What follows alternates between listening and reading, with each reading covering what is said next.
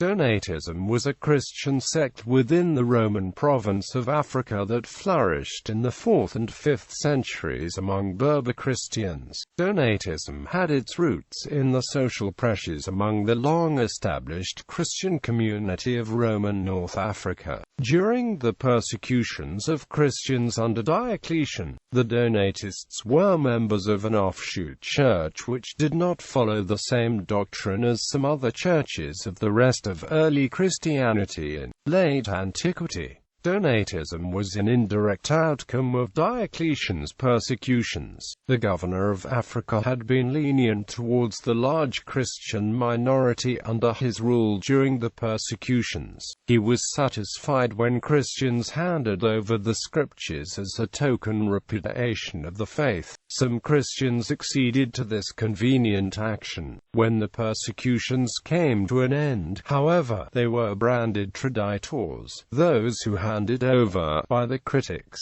mostly from the poorer classes. Like the Novatianist movement of the previous century, the Donatists were rigorists, holding that the church must be a church of saints, not sinners, and that sacraments, such as baptism, administered by traditors were invalid. Probably in 311, a new bishop of Carthage, Sicilian, was consecrated by someone who had allegedly been a traditor. Felix of Aptungi, his opponents consecrated a short-lived rival, who was succeeded by Donatus, after whom the schism was named. In 313, a commission appointed by Pope Miltiades fought against the Donatists, but they continued to exist, viewing themselves, and not the other Christians, as the true church, the only one with valid sacraments. Because of their association with the Circumcilians, they brought upon themselves repression by the imperial authorities,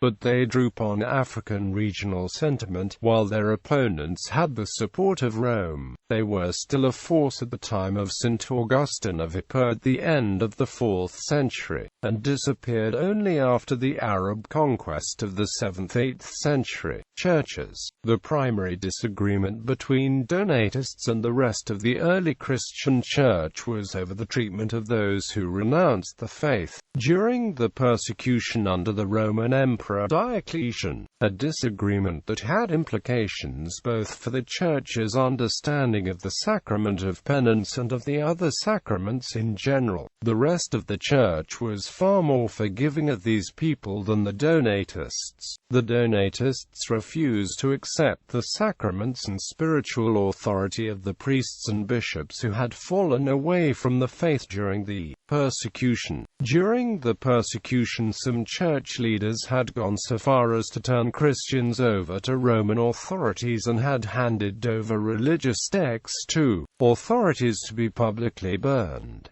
These people were called traditors.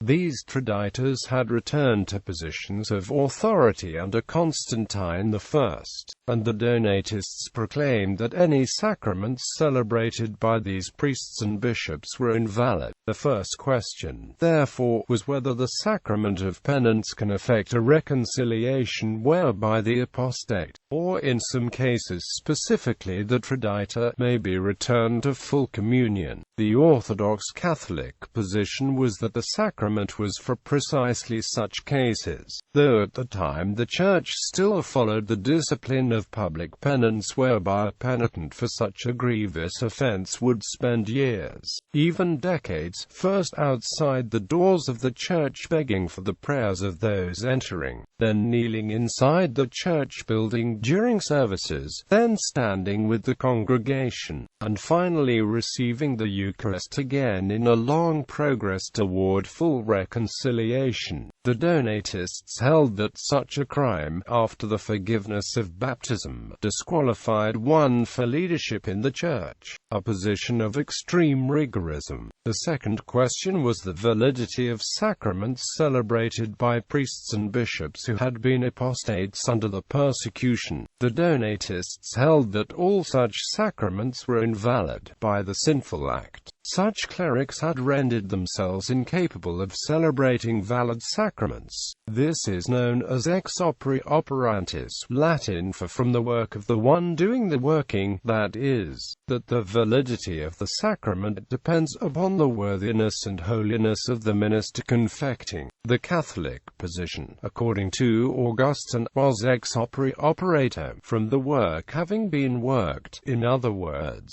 that the validity of the sacrament depends upon the holiness of God, the minister being a mere instrument of God's work, so that any priest or bishop, even one in a state of mortal sin, who speaks the formula of the sacrament with valid matter and the intent of causing the sacrament to occur, acts validly. Hence, to the Donatists, a priest who had been an apostate but who repented could speak the words of consecration forever, but he could no longer confect the Eucharist. To Catholics, a person who received the Eucharist from the hands of even an unrepentant sinning priest still received Christ's body and blood, their own sacramental life being undamaged by the priest's faults. As a result, many towns were divided between Donatist and non-Donatist congregations. The sect had particularly developed and grown in northern Africa. There was growing unrest and threats of riots in Carthage connected to the bishop controversy. Constantine, hoping to diffuse the unrest, gifted monies to the Catholic bishop Sicilian as payment for church buildings that had been damaged or confiscated during the prior period of persecution. No gifts were made to the Donatists. The Donatists appealed to Rome for equal treatment. Constantine tasked Miltiades to sort the issue, which led to the 313 commission mentioned above. The Donatists refused to abide by the decision of the Roman Council and demanded a local council to hear the dispute. This attempt failed to produce a good hearing, and the Donatists appealed directly to the emperor. From his letter that survives, Constantine shows frustration that the church cannot come to a good conclusion, and he calls for a larger council, what is now known as the Council of Arles, in 314.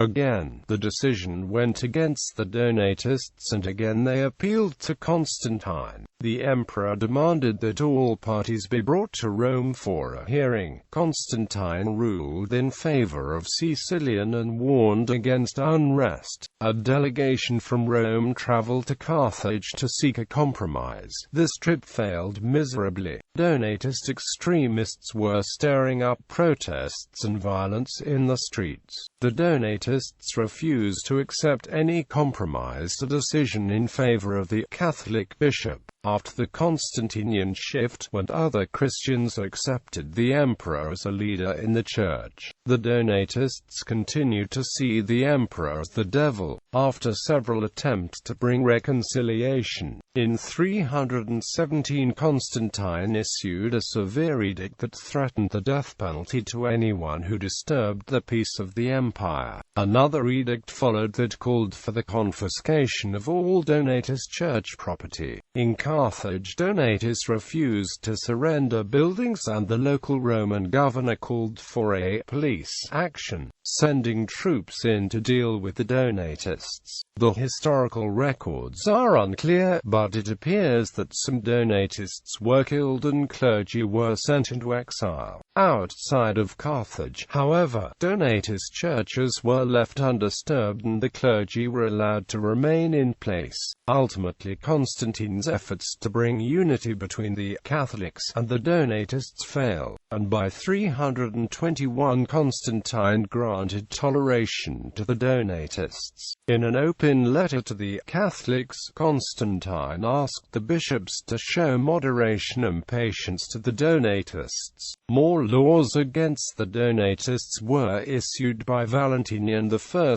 after the defeat of the Donatist usurper Firmus in northern Africa. The Donatists also drew the beliefs from the writings of Tertullian and Cyprian. Saint Augustine of Hippo campaigned against this unorthodox belief throughout his tenure as Bishop of Hippo, and through his efforts the Orthodox Catholic Church gained the upper hand. Augustine's view, which was also the majority view within the Church, was that it was the office of priest, not the personal character of the incumbent, that gave validity to the celebration of the sacraments. Augustine was convinced that men needed firm handling. He summed up this attitude in one word: disciplina. For him this was an active process of coercive punishment, a teaching by inconveniences, a per molestias eruditio. He based his view on the Old Testament, where it is described how God had taught his wayward chosen people by checking and punishing their evil tendencies by a whole series of divinely ordained disasters. In 409, Marcellinus of Carthage, Emperor Honorius's Secretary of State, decreed the Donatists heretical and demanded that they give up the churches. This was made possible after a collatio, in which Augustine, with legal documents, proved that Emperor Constantine had chosen the Catholic Church over the Donatists as the official church of the empire. As a result, the Donatists were harshly persecuted by the Roman authorities, and even Augustine protested at their treatment. Nevertheless, the effects of Augustine's theological successes and the emperor's legal action were somewhat reversed when the Vandals conquered North Africa. It is also possible that the gradual decline of Donatism was due to the disappearance of the system within which it was identified as such, no longer under imperial authority. Donatists and Catholics were equally marginalized by the Arian Vandals. Donatism survived the Vandal occupation and the Byzantine reconquest under Justinian I. It is unknown how long Donatist belief persisted, but some Christian historians believe the Donatist schism and the discord it caused in the Christian community made easier the Arab conquest of the region in the 7th century. Carthaginian bishops. Donatists followed a succession of bishops: Majorinus, Donatus II Magnus, Parmenianus, Primian, first time, Maximianus, Primian, second time. Later Donatists. John Wycliffe taught that the moral corruption of priests invalidated their offices and sacraments, which was the same belief that had originally characterized Donatism. The later reformers partially distanced themselves from Wycliffe's view of the sacraments precisely because of its Donatistic undertones. The Bezpopovtsi stream of the Old Believers claimed that, because the Russian bishops acquiesced to Patriarch Nikon's reforms, they had forfeited any claim to apostolic succession, along with the other patriarchs.